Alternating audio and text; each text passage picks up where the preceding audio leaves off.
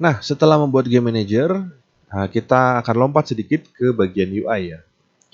Nah, UI ini akan kita buat supaya merespons game phase yang sedang aktif saat ini. Nah, untuk mengendalikan UI mana yang akan muncul antara game over, main menu atau score, maka kita butuh satu script baru lagi.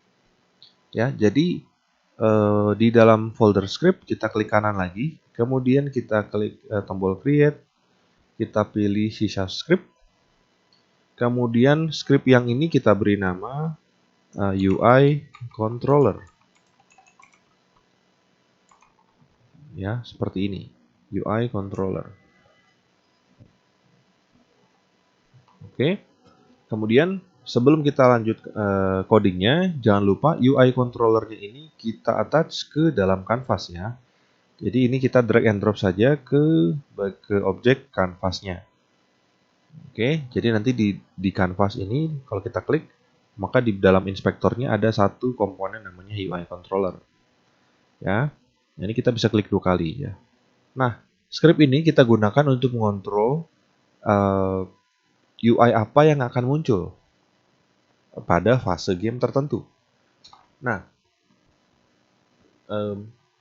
karena fase gamenya itu ada di dalam game manager, ya, kita tidak bisa sembarangan langsung mengakses fase yang ada di sini karena ini beda file ya, beda kelas nih. Nah, untuk itu kita butuh referensi ke dalam game manajernya. Nah, salah satu caranya adalah kita bisa membuat variabel. Jadi, misalnya di sini kita buat public game manager. Ya, ini adalah kelas game manajernya. Kemudian nama objeknya kita buat juga game manager. Seperti ini. Kemudian di bawahnya kita buat function namanya adalah awake. Di sini ya. Tulisannya awake ya. Teman-teman bisa ketik biasa aja awake-nya.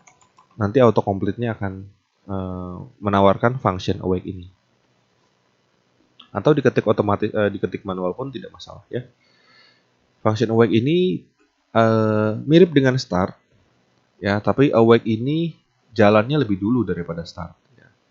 Jadi dia duluan nih. Oke. Nah, di dalam function start ini kita ingin menentukan si game manager ini isinya apa gitu ya. Nah, jadi kita tulis di sini game manager sama dengan kita mau menggunakan salah satu function yang dimiliki oleh Unity, itu adalah namanya find object of type. Oke. Function ini berfungsi untuk mencari objek pertama yang ditemukan yang tipenya sama dengan yang kita tentukan. Nah, di sini type-nya kita tuliskan dengan kurung lebih besar lebih kecil seperti ini. Kemudian kita cari nama atau type-nya adalah game manager. Kemudian ditutup dengan kurung buka tutup seperti ini dan titik koma ya. Nah, jadi untuk mencari objek dengan tipe game manager ya, alias yang ini tadi ya, objek game manager ini ya, maka teman-teman bisa menggunakan find object of type ya. Selain ini ada lagi macam-macam ya, tapi yang paling mudah kita implementasi saat ini adalah menggunakan find object of type. Ya, sini game manager. Oke. Sehingga kita bisa mengakses game phase yang ada di dalam game manager. Oke. Nah, sebagai contoh misalnya kita mau menampilkan main menu dulu deh, misalnya main menu ya. Jadi main menu kita tampilkan, game over dan skornya itu kita sembunyikan. Nah, di sini kita buat function ya, kita buat public void.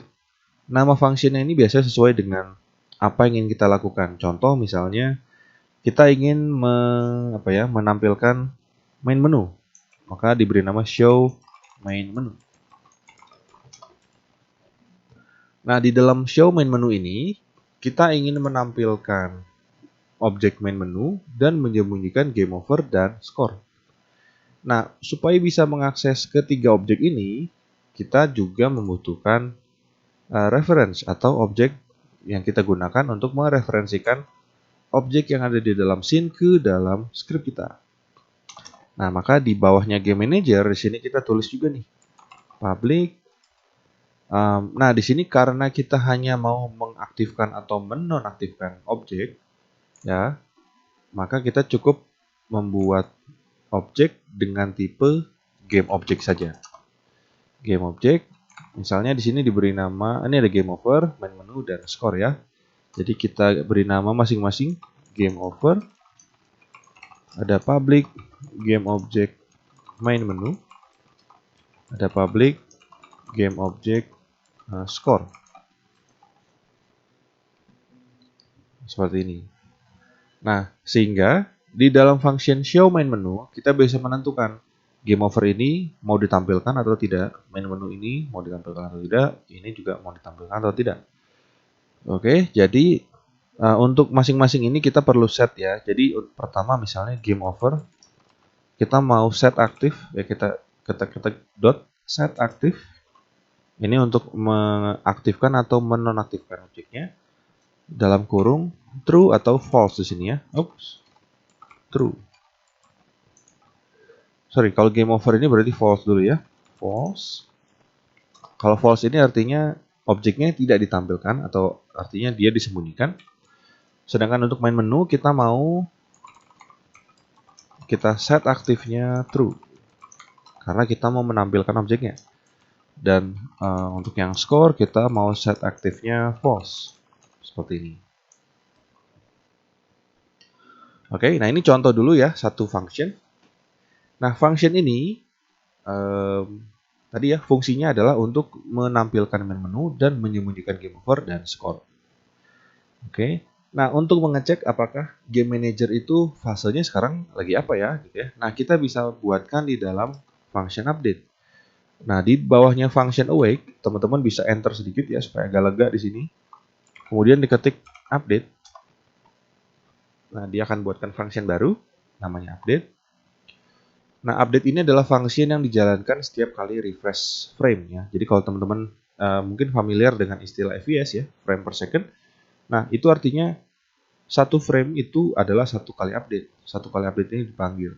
Jadi kalau teman-teman main game dengan 60 FPS, maka ada 60 kali update dalam 1 detik. Nah, di dalam function update ini kita ingin mengecek apakah game manager ini fasenya sekarang sedang main menu. Maka kita bisa tuliskan di sini ada if ya, jika game manager yang bawah ya, yang kecil ya, yang G-nya huruf kecil dot game phase, karena kita mau mengecek fasenya. Kemudian kita compare ya, kita bandingkan dengan fasenya apakah adalah game phase dot main menu seperti ini.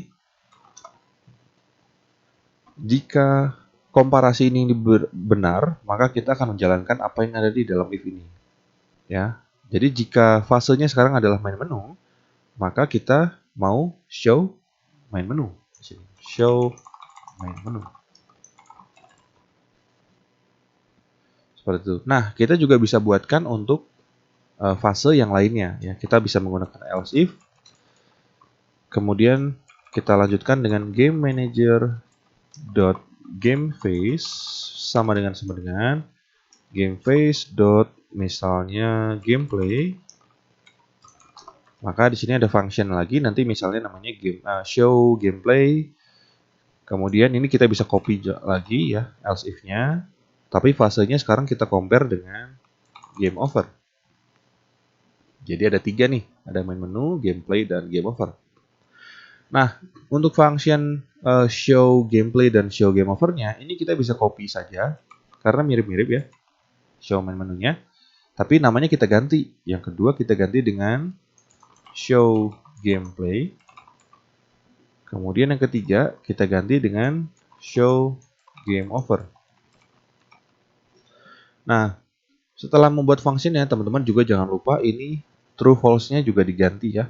Karena kita mau sekarang misalnya gameplay ya. Karena gameplay maka game over-nya false, main menunya false, score-nya true. Karena kita mau menampilkan score. Sedangkan ketika game over, kita ingin game over-nya true, main menunya false, dan score-nya false di sini. Dan jangan lupa ini kita panggil juga di dalam else if-nya. Jadi di dalam else if ini kita show gameplay dan di bawahnya kita show game over. Oke. Kemudian jangan lupa di save. Kemudian kita mau coba nih. Kita coba, kita balik lagi ke Unity.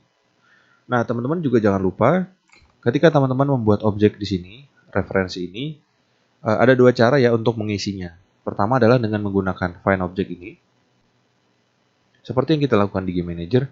Yang kedua adalah dengan melakukan drag and drop. Ya, jadi misalnya untuk game over ini, UI-nya kan kita tahu ada di sini ya, game over. Kita bisa drag and drop objek game over, kita drag ke dalam slot ini, non game object, tapi di bagian game over. Nah, kita lakukan untuk objek main menu dan score.